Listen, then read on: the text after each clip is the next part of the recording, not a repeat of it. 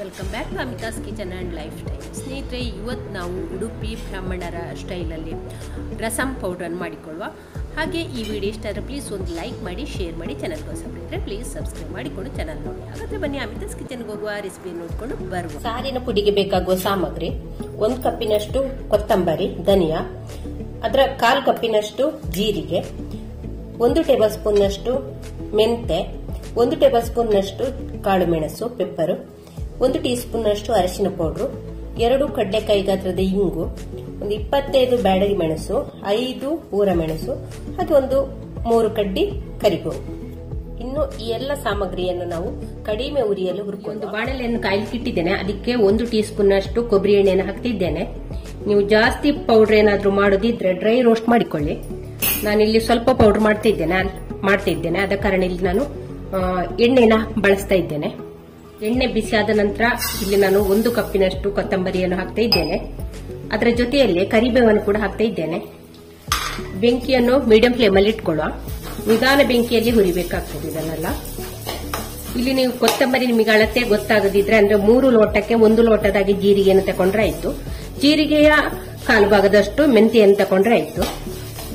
ನೋಡಿ, ಬೇವು ಸೊಪ್ಪು ಹೀಗೆ ಮುಟ್ಟುವಾಗ ಉಂಟಲ್ಲ, ಚೆನ್ನಾಗಿ ಪುಡಿ ಪುಡಿ ಆಗ್ಬೇಕು. ನೋಡಿ, ಈ ರೀತಿ ಆಗ್ಬೇಕು. ಆವಾಗ ಇದು ಕರೆಕ್ಟ್ ಆಯ್ತು ಅಂತ. ಹಾಗೆ ಕೊತ್ತಂಬರಿ ಕೂಡ ಚೆನ್ನಾಗಿ ಹುರಿದಾಗಿದೆ. ಬೆಂಕಿಯನ್ನು ಸಿಮ್ಮಲ್ಲಿ ಇಟ್ಟುಕೊಂಡು ಹುರಿಬೇಕು. ಇಷ್ಟಾದ್ರೆ ಸಾಕು. ಇದನ್ನೊಂದು ಪ್ಲೇಟಿಗೆ ತೆಗೆಯುವ. ನೋಡಿ, ತೆಗೆದ ತಕ್ಷಣ ನಾನು ಇದಕ್ಕೆ ಈ ಪುಡಿ ಮಾಡಿದ ಅರಶಿನ ಪೌಡರ್ ಅನ್ನು ಕೂಡ ಇದ್ರ ಜೊತೆಯಲ್ಲಿ ಹಾಕ್ತಾ ಇದ್ದೇನೆ. ಬಿಸಿ ಬಿಸಿಗೆ ಇದು ಸ್ವಲ್ಪ ಬೆಚ್ಚಗಾಗ್ಲಿ ಅಂತ ಇದಕ್ಕೆ ಹಾಕ್ತಾ ಇದ್ದೇನೆ ಪೌಡರ್ ಅನ್ನು, ಅರಶಿನ ಪೌಡರ್ ಅನ್ನು.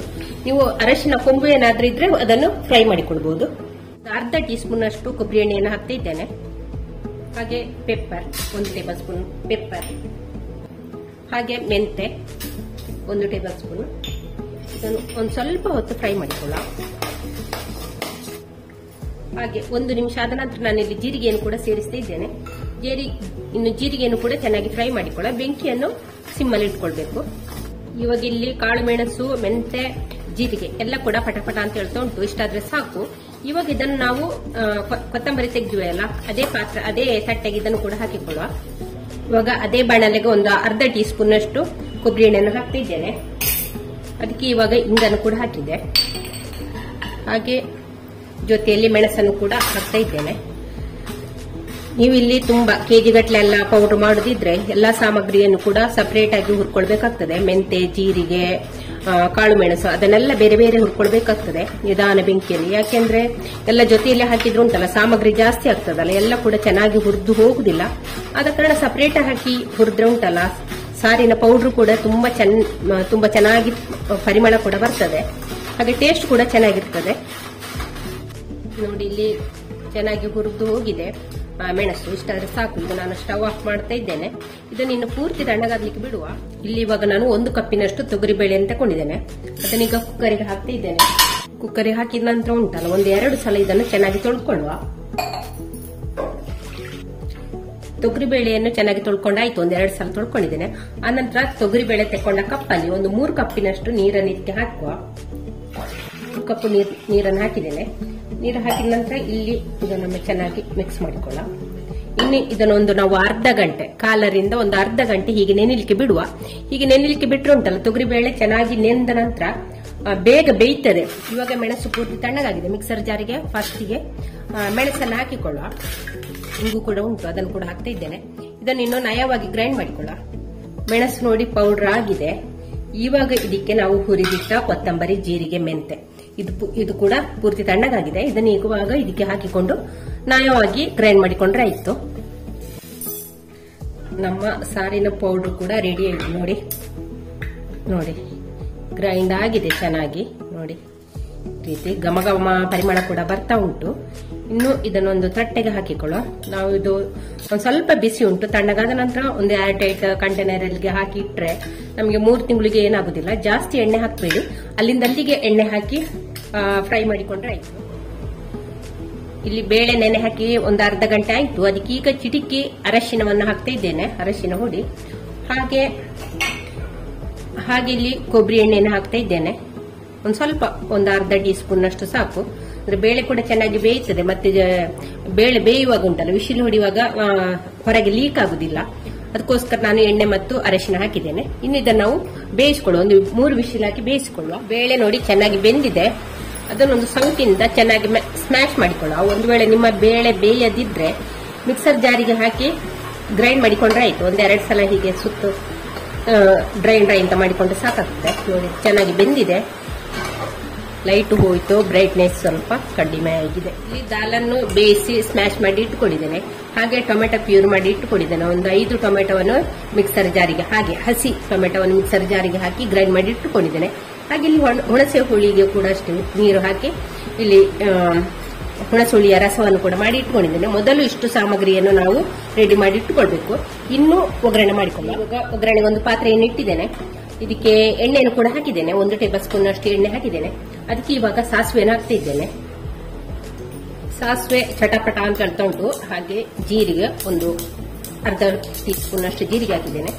ಹಾಗೆ ಒಣಮೆಣಸು, ಬೇವು ಸೊಪ್ಪು. ಇಲ್ಲಿ ಸಾಸಿವೆ ಚಟಪಟ ಅಂತ ಹೇಳಿದ ನಂತರ ಇಲ್ಲಿ ಕಾಯಿ ಮೆಣಸನ್ನು ಹಾಕ್ತಿದ್ದೇನೆ. ಇವಾಗ ಇದಕ್ಕೆ ಮಾಡಿಟ್ಟುಕೊಂಡ ಟೊಮೆಟೊ ಪ್ಯೂರಿಯನ್ನು ಹಾಕಿಕೊಂಡ ಒಗ್ಗರಣೆಗೆ. ಇದು ಒಗ್ಗರಣೆಯಲ್ಲಿ ಚೆನ್ನಾಗಿ ಬೇಯಬೇಕು. ಇದರ ಟೊಮೆಟೊದ ಹಸಿ ವಾಸನೆ ಹೋಗಬೇಕು. ಒಂದು ವೇಳೆ ನಿಮಗೆ ಟೊಮೆಟೊ ಪ್ಯೂರಿ ಹಾಕ್ಲಿಕ್ಕೆ ಇಷ್ಟ ಇಲ್ಲದಿದ್ರೆ ಟೊಮೆಟೊವನ್ನು ಚಿಕ್ಕದಾಗಿ ಕಟ್ ಮಾಡಿ ಕೂಡ ಹಾಕಿಕೊಳ್ಬಹುದು. ಇಲ್ಲದಿದ್ರೆ ಟೊಮೆಟೊವನ್ನು ಇಡಿಯಾಗಿ ಬೇಯಿಸಿ ಅದರ ಹೊರಗಿನ ಸಿಪ್ಪೆ ತೆಗೆದು ಅದನ್ನು ಸ್ಮ್ಯಾಶ್ ಮಾಡಿ ಕೂಡ ಹಾಕಿಕೊಳ್ಬಹುದು. ಒಂದು ವೇಳೆ ನಿಮಗೆ ಬೇಳೆಯನ್ನು ಸೇರಿಸಿ ತಿಳಿಸಾರು ಮಾಡ್ಲಿಕ್ಕೆ ಇಷ್ಟ ಇಲ್ಲದಿದ್ರೆ ಬರೀ ಟೊಮೆಟೊವನ್ನು ಹಾಕಿ ಕೂಡ ರಸ ಮಾಡಿಕೊಳ್ಬಹುದು. ಟೊಮೆಟೊ ಚೆನ್ನಾಗಿ ಕುದೀತಾ ಉಂಟು. ಆವಾಗ ನಾನು ಒಂದು ಸ್ವಲ್ಪ ಬೆಲ್ಲವನ್ನು ಹಾಕ್ತಾ ಇದ್ದೇನೆ. ಬೆಲ್ಲ ಹಾಕಿದ್ರೆ ತಿಳಿಸಾರಿನ ಟೇಸ್ಟ್ ಕೂಡ ಚೆನ್ನಾಗಿರ್ತದೆ. ರಸಮಲ್ಲಿ ಉಂಟಲ್ಲ, ಒಂದು ಸ್ವಲ್ಪ ಸ್ವೀಟ್, ಒಂದು ಸ್ವಲ್ಪ ಹುಳಿ, ಖಾರ ಇದೆಲ್ಲ ಮಿಕ್ಸ್ ಆಗಿ ಸೇರಿದ್ರೆ ಮಾತ್ರ ರಸಮಿನ ಟೇಸ್ಟ್ ಒಂದು ಒಳ್ಳೇದಿರ್ತದೆ. ಹಾಗಾಗಿ ಒಂದು ಸ್ವಲ್ಪ ಬೆಲ್ಲ ಕೂಡ ಹಾಕಿಕೊಳ್ಳಿ ನೀವು, ಒಳ್ಳೇದಿರ್ತದೆ ತಿಳಿಸಾರಿನ ಟೇಸ್ಟ್ ಕೂಡ. ಚೆನ್ನಾಗಿ ಕುದೀತಾ ಉಂಟು. ಇವಾಗ ನಮ್ಮ ಬೇಳೆ ಕಟ್ಟನ್ನು ಹಾಕಿಕೊಳ್ಳುವ. ಇನ್ನು ನಮಗೆ ಬೇಕಾದಷ್ಟು ನೀರು ಸೇರಿಸಿಕೊಂಡು ತೆಳ್ಳಗೆ ಮಾಡಿಕೊಂಡ್ರೆ ಈ ಸಾರು ಕುದಿಲಿಕ್ಕೆ ಶುರು ಆಯ್ತು. ಇವಾಗ ನಾವು ರುಚಿಗೆ ಉಪ್ಪನ್ನು ಹಾಕಿಕೊಳ್ಳುವ. ಇವಾಗ ಇದಕ್ಕೆ ನಾವು ಮಾಡಿಟ್ಟುಕೊಂಡ ಹುಣಸೆ ಹುಳಿ ರಸವನ್ನು ಕೂಡ ಹಾಕ್ತಾ ಇದ್ದೇನೆ. ಇವಾಗ ಇದಕ್ಕೆ ನಾನು 1 ಟೇಬಲ್ ಸ್ಪೂನ್, ದೊಡ್ಡ ಸ್ಪೂನ್ ಅಲ್ಲಿ 1 ಸ್ಪೂನ್ ಅಷ್ಟು ನಾವು ಮಾಡಿಟ್ಕೊಂಡ ರಸಂ ಪೌಡರ್ ಹಾಕ್ತಾ ಇದ್ದೇನೆ. ಮತ್ತೆ ಟೇಸ್ಟ್ ನೋಡಿ ಹೆಚ್ಚು ಕಡಿಮೆ ಮಾಡಿಕೊಳ್ಳಿ, ಚೆನ್ನಾಗಿ ಮಿಕ್ಸ್ ಮಾಡಿಕೊಳ್ಳಿ. ಹಾಗೆ ಇವಾಗ ಕೊತ್ತಂಬರಿ ಸೊಪ್ಪನ್ನು ಕೂಡ ಹಾಕ್ತಾ ಇದ್ದೇನೆ. ಹಾಗೆ ಇಂಗಿನ ನೀರನ್ನು ಮಾಡಿ ಇಟ್ಟುಕೊಂಡಿದ್ದೆ. ಒಂದು ಸಣ್ಣ ಹೆಸರು ಗಾತ್ರದ ಇಂಗು ತಕೊಂಡು ಅದನ್ನು ನೀರು ಮಾಡಿ ಇಟ್ಕೊಂಡಿದ್ದೆ. ಅದನ್ನು ಕೂಡ ಹಾಕಿಕೊಳ್ಳುವ. ಕೊನೆಯ ಹಂತಕ್ಕೆ ಹಾಕಿಕೊಂಡು ಸ್ಟವ್ ಆಫ್ ಮಾಡಿಕೊಂಡ್ರೆ ಆಯ್ತು. ನೋಡಿ ನಮ್ಮ ತಿಳಿಸಾರು ರೆಡಿ ಆಯ್ತು. ನೋಡಿ ತಿಳಿಸಾರಿನ ಹದ ಈ ರೀತಿ ಮಾಡಿ ಇಟ್ಟುಕೊಂಡಿದ್ದೇನೆ. ತುಂಬಾ ದಪ್ಪ ಮಾಡ್ಲಿಕ್ಕೆಲ್ಲ ತಿಳಿಸಾರು ಯಾವಾಗ್ಲೂ ತಿಳಿಯಾಗಿ ಇರಬೇಕು, ಸ್ವಲ್ಪ ತೆಳ್ಳಗೆ ಇರಬೇಕು, ಅಂದ್ರೆ ಮಾತ್ರ ಅದು ಟೇಸ್ಟ್ ಆಗಿರ್ತದೆ. ಹಾಗೆ ಅದರ ಉಪ್ಪು ಹುಳಿ ಖಾರ ನೋಡಿ ಹೇಗುಂಟು. ಒಂದು ವೇಳೆ ನಿಮಗೆ ಖಾರ ಕಡಿಮೆ ಆಯ್ತು, ಟೇಸ್ಟ್ ಬರ್ಲಿಲ್ಲ ಅಂತ ಇದ್ರೆ ಇನ್ನೊಂದು ಸ್ವಲ್ಪ ಪೌಡರ್ ಅನ್ನು ಸೇರಿಸಿಕೊಳ್ಬಹುದು. ಇಷ್ಟಾದ್ರೆ ಸಾಕು, ಸ್ಟವ್ ಆಫ್ ಮಾಡಿಕೊಳ್ಳುವ. ಸ್ನೇಹಿತರೆ, ಈ ರೆಸಿಪಿ ನಿಮ್ಗೆ ಇಷ್ಟ ಆದರೆ ಪ್ಲೀಸ್ ಲೈಕ್ ಮಾಡಿ. ಹಾಗೆ ಇನ್ನೊಂದು ಹೊಸ ವಿಡಿಯೋದ ರೆಸಿಪಿಯೊಂದಿಗೆ ಸಿಗೋಣ. ಅಲ್ಲಿವರೆಗೆ take care, bye bye. Thank you ಸ್ನೇಹಿತರೆ.